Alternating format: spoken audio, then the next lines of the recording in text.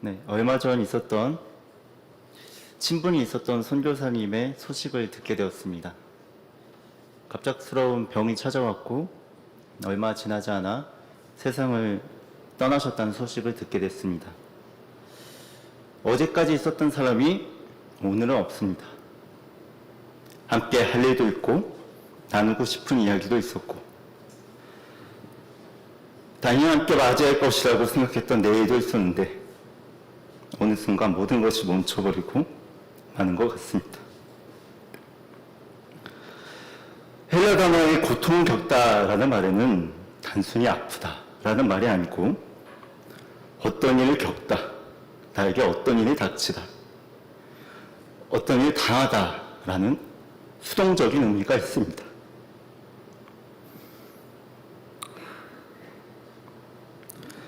고통은 대부분 내가 선택해서 시작되는 일이 아니고 어느 날 병이 찾아오고 어느 날 죽음이 찾아오고 어느 날 실패가 찾아오는 것 같습니다.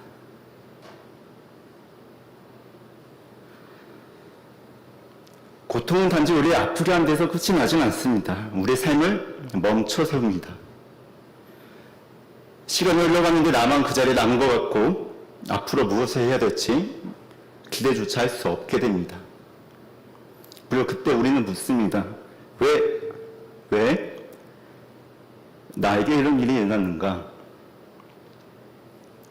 어쩌면 우리는 이유를 알면 다시 걸어갈 수 있는 것 같아서 그렇게 묻는지도 모르겠습니다.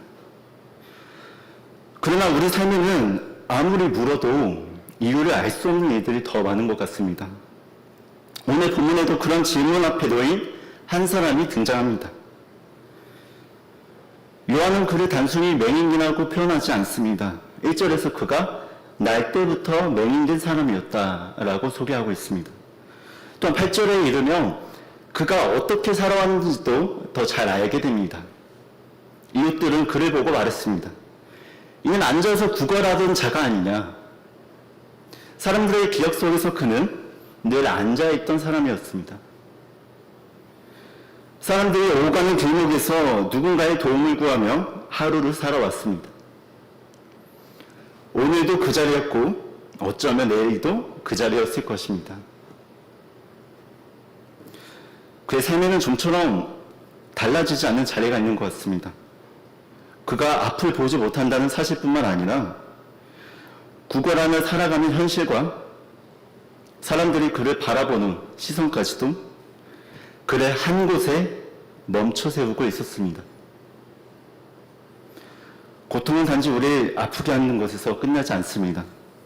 지금의 아픔보다 더 견디기 어려운 것은 달라지지 않는 내일입니다. 더 나아질 것을 기대하지 못한 채 오늘과 같은 내일을 살아가는 것. 그것이 어쩌면 사람을 멈춰 세우는 것 같습니다. 멈춘 삶을 바라본 제자들의 질문으로 오늘 본문은 시작되고 있습니다. 누가 죄를 지어서 저 사람은 저렇게 되었습니까? 왜 이 사람은 이렇게 태어났습니까? 그러나 예수님은 그 질문에 오래 머물지 않으시고 예수님께서 말씀하십니다. 그에게서 하나님이 하시는 일을 나타내고자 하십니다. 그리고 곧이어 말씀하십니다. 때가 아직 낮음에 나를 보내신 이의 일을 우리가 하여야 하리라. 제자들은 왜 이 사람이 이렇게 되었습니까? 라고 물었으나 예수님은 그 이유를 설명하는 것이 아니라 오히려 이 사람에게 나타날 하나님께서 무엇을 하실지에 대해서 말하고 있던 것입니다. 그 맹인은 예수님을 찾아가지도 않았고 도움을 요청하지도 않았습니다. 그가 예수님을 보지 못하고 있을 때 예수님께서 그를 먼저 보셨습니다. 사람들은 그의 고통에서 이유를 찾지만 예수님은 그 고통 속에 있는 그 사람을 보셨습니다. 사람들은 그의 눈을 바라보며 누구의 죄 때문인가라고 물었지만 예수님은 사람들이 죄의 결과라고 말하는 그 눈에 가까이 다가가셨습니다. 우리도 제자들처럼 이해되지 않는 일 앞에서 하나님께 묻습니다. 왜 이런 일이 나에게 일어났습니까? 왜 사랑하는 사람을 잃어야 했는지, 왜 간절히 기도했던 기도가 우리가 바랐던 모습으로 나타나지 않는지 끝내 이해하지 못할 수도 있습니다. 하지만 오늘 본문에서 하나님은 고통의 이유를 설명하는 데 머물지 않으십니다. 고통받는 사람에게 설명을 보내신 것이 아니라 예수님을 보내셨습니다.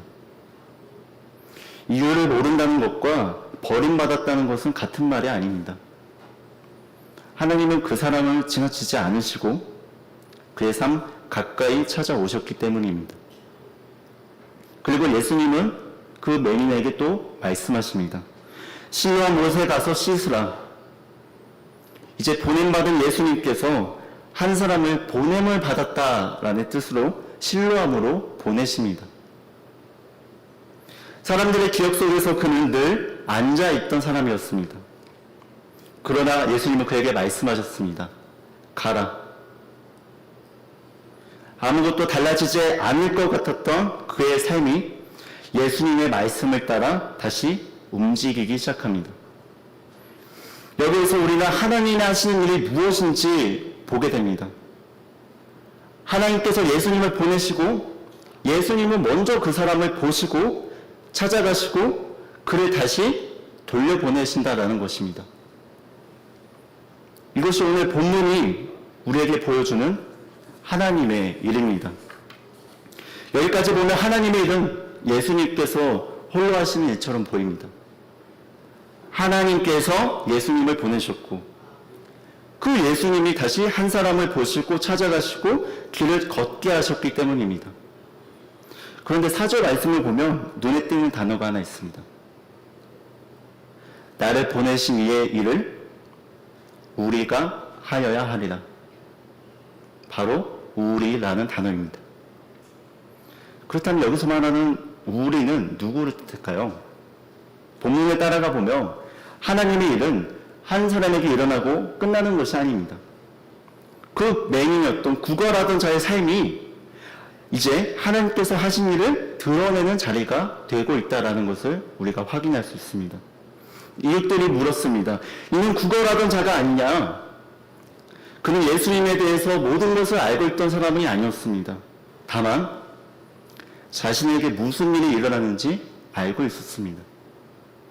그리고 그것을 자기 입으로 사람들에게 말하기 시작했습니다. 하나님의 일을 경험했던 사람이 이제 그 일을 자신의 말과 자신의 삶으로 드러내기 시작했다라는 것입니다. 구걸하던 자리가 어떻게 하나님을 드러내는 자리가 되었나요? 다시 말해서 멈춰 보였던 그 삶이 어떻게 나아가는 삶이 되었나요? 첫 번째로 그 맹인을 통해서 우리가 알 수 있는 것은 예수님을 만난 뒤 그는 과거에 멈춰 있지 않게 되었다라는 것입니다. 태어날 때부터 보지 못했던 시간도 길가에 앉아 구걸했던 수많은 날들도 분명 그의 삶이었습니다. 예수님을 만났다고 해서 그 시간이 없었던 일이 되는 건 아닙니다. 우리에게도 돌아갈 수 없는 시간이 있습니다. 아무리 간절히 기도해도 이전으로 돌려놓을 수 없는 일이 있고 시간이 많이 흘렀는데도 마음 한편에 어느 날 여전히 머물러 있을 때가 있습니다.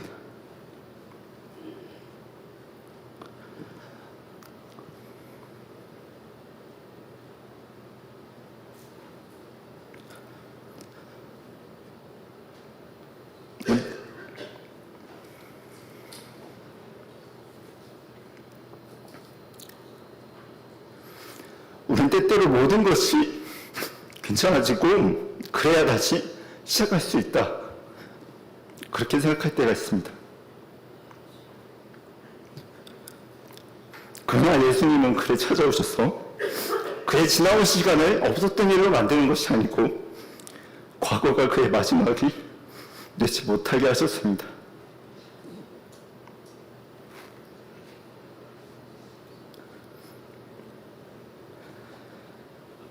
두 번째 그를 통해서 알 수 있는 것은 예수님을 만난 뒤 그는 자기 삶을 살아가기 시작했습니다. 사람들은 그를 늘 앉아서 구걸하던 사람으로 기억했습니다. 그러나 예수님은 그 사람에게 가라고 말씀하셨습니다. 그 말씀 이후 그는 이전에 없었던 삶의 움직임이 나타납니다. 단지 눈이 뜬 것이 아니고 다시 걷고 사람들 앞에 서고 처음으로 자기 입으로 자기에게 일어난 일을 사람들 앞에서 말하기 시작했습니다. 세 번째, 그를 통해서 또 알 수 있는 것은 예수님을 만났다고 해서 그의 앞날까지 분명해진 것은 아니었습니다.